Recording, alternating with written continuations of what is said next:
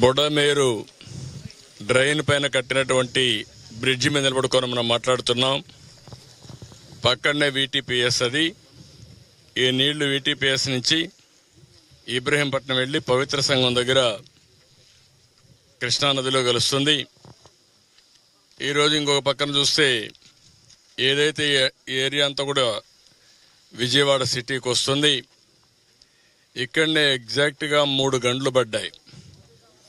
3 గంటలు పడితే గడిచిన ప్రభుత్వం ఏమాత్రం పట్టించుకోలేదు.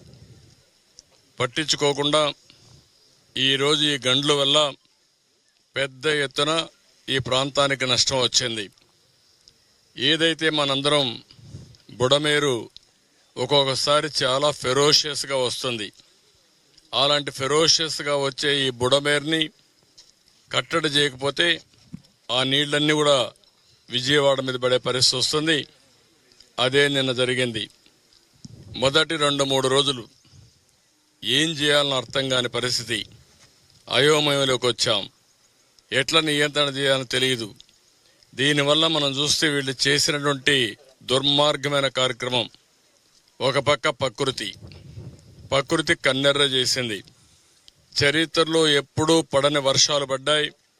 కృష్ణా నదిలో పెద్ద ఎత్తున 11,43,000 క్యూసెక్స్ నీళ్లు వచ్చాయి. అదే సమయంలో బుడమేరు పెద్ద ఎత్తున వచ్చింది. పక్కనుండే డ్రైన్స్ కూడా పొంగొచ్చాయి. అన్నీ కలిసి ఈరోజు ప్రజా జీవితాన్ని అతలాకుతలం చేసే పరిస్థితికి వచ్చింది.